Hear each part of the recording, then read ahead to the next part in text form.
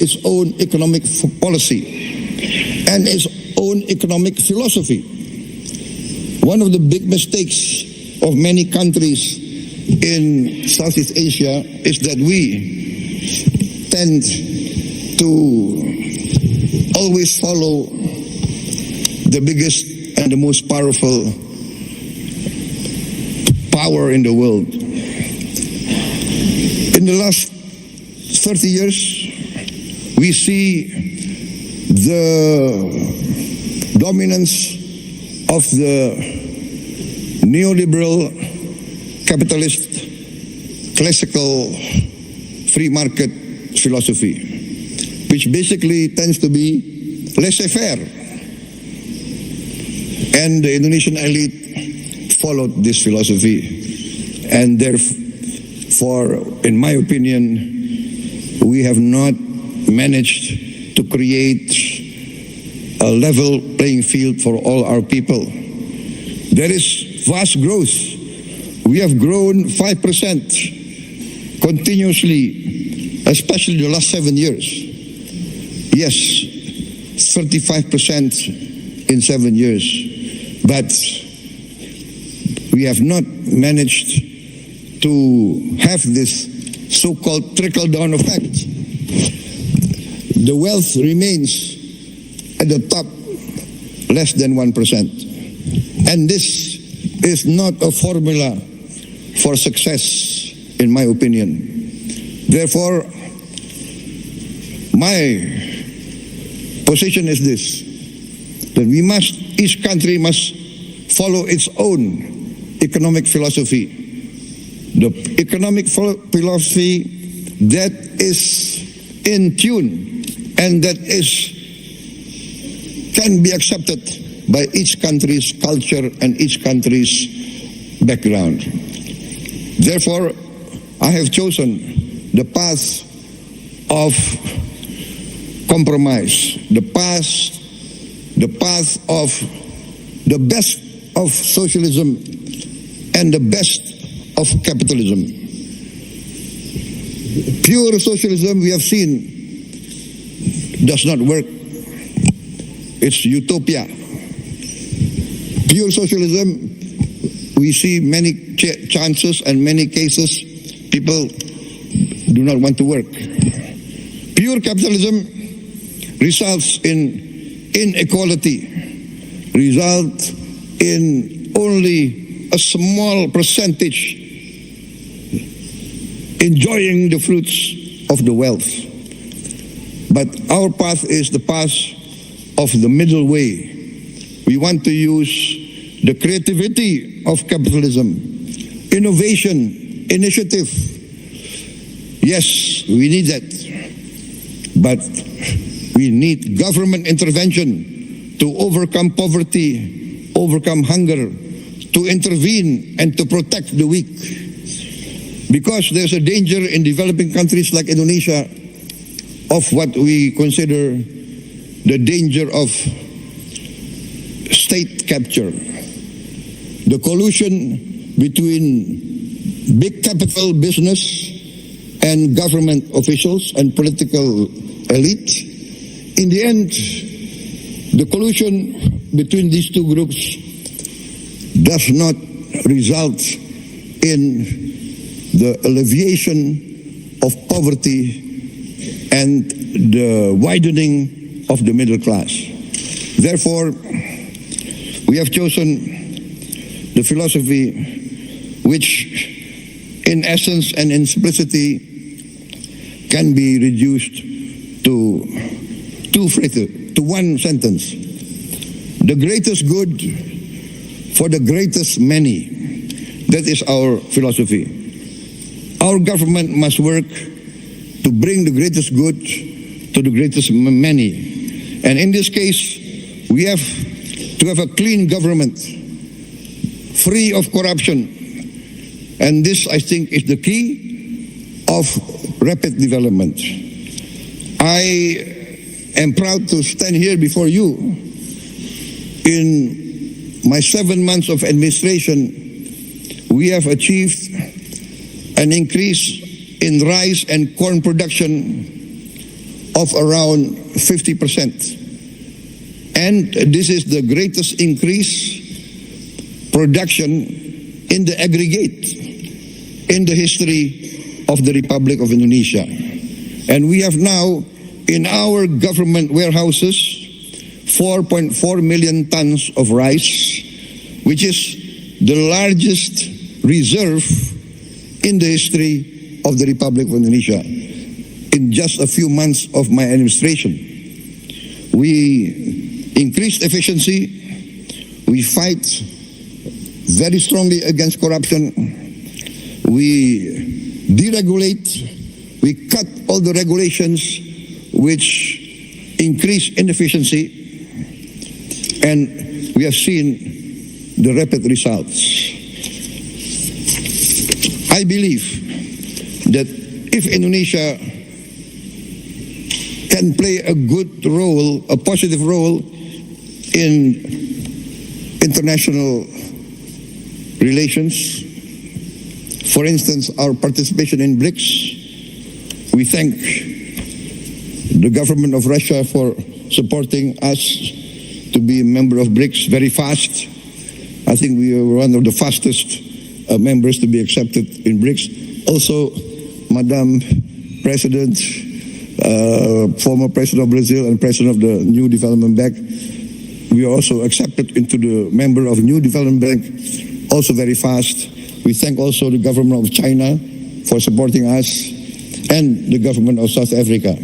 And we believe that together BRICS can contribute significantly to stability, prosperity of the world.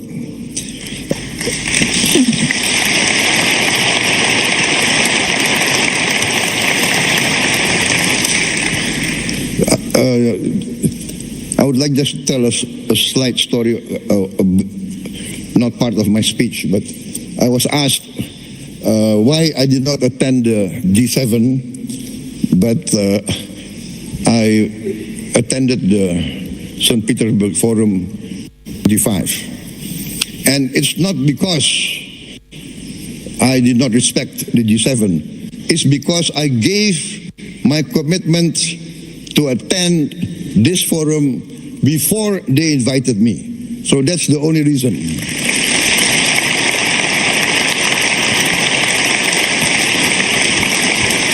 So please don't read too much into the event. Sometimes political observers, they want to read, is this a political statement?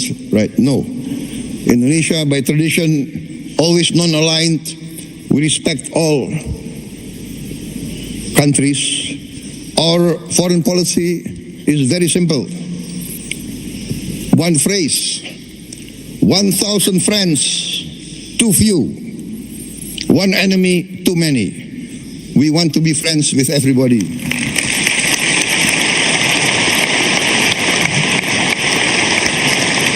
Only with friendship, collaboration, can we achieve prosperity. So thank you very much, President Putin, for inviting me. And because you invited me, I can be here today in this historic city, a city of heroism, a city of great patriotism, and as an amateur student of history, I followed the history of Russia, and I know the significance of St. Petersburg. And I had the honor of tending the cemetery of the victims of the war a few days ago. So thank you very much for this invitation.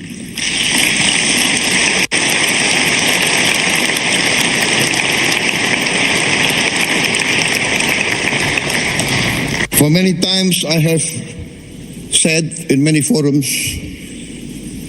that Indonesia has chosen the path of non-alignment. We consider that this world must develop into a multipolar world, and is developing towards a multipolar world. The world of unipolar centrality is past. This is the trend of history. This is what's happening in front of us. And so I value very much the leadership of Russia and the leadership of also China. And I want to be very frank, in the present world, in the global south, I think many from the global south will agree with me. Russia and China has never had double standards. Russia and China has always defended the downtrodden, has always defended the oppressed, has always fought for the justice of all peoples of the world. So I say this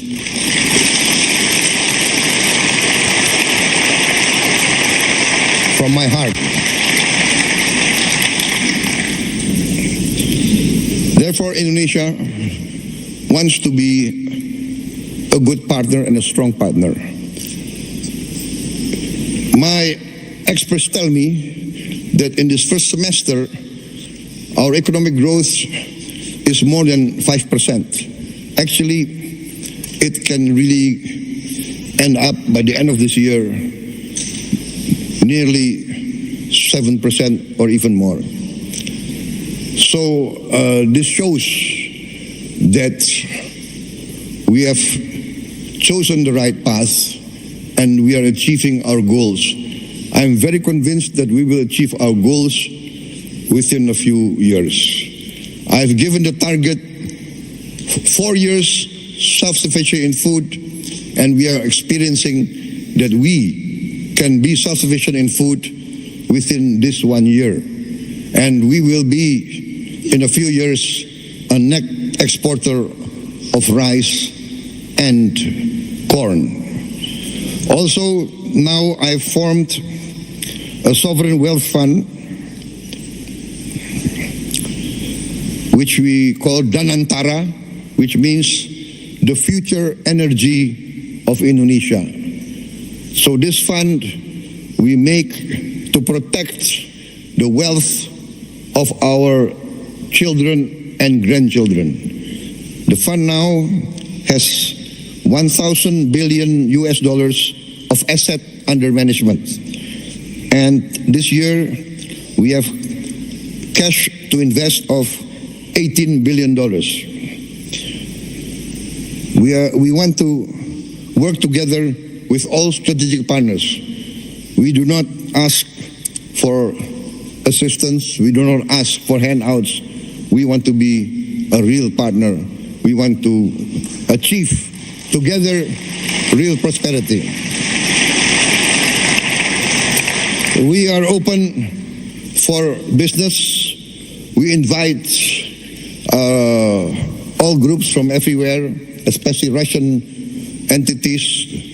Before I was elected, I was an entrepreneur, and I have good relations with Russian corporations.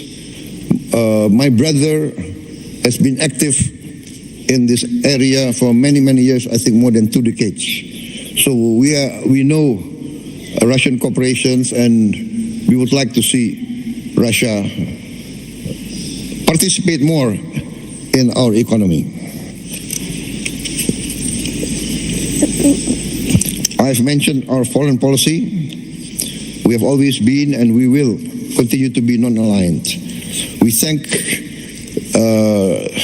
Russia for helping us and for achieving the Indonesian-Eurasian Union SIPA, Comprehensive Economic Partnership Agreement. And we have completed also negotiations with other groups, Bloc CPTPP, also with the European Union SIPA, and we also request to join OECD. For us, the world and the planet is getting smaller. We will work together with you for peaceful collaboration, peaceful coexistence with all countries. We view with sincere regret the escalation and increase of conflicts around the world, especially in the Middle East, and we hope that all parties can come to a peaceful resolution as soon as possible. I think, distinguished guests, I've come to the end of my short speech. I apologize if what I say is not what is expected of me, but what I say comes from my heart. Thank you very much.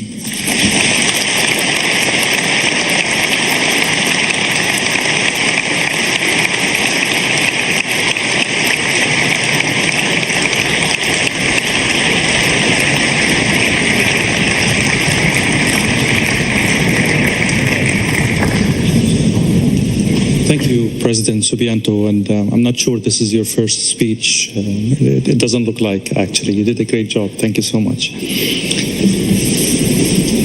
I'll give the floor to the representative of His Majesty.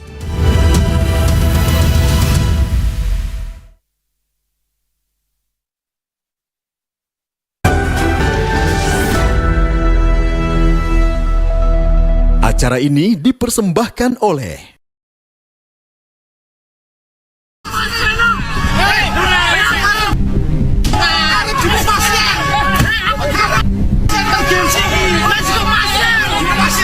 sebuah mobil ambulans menjadi sasaran amuk massa di Karanganyar, Jawa Tengah.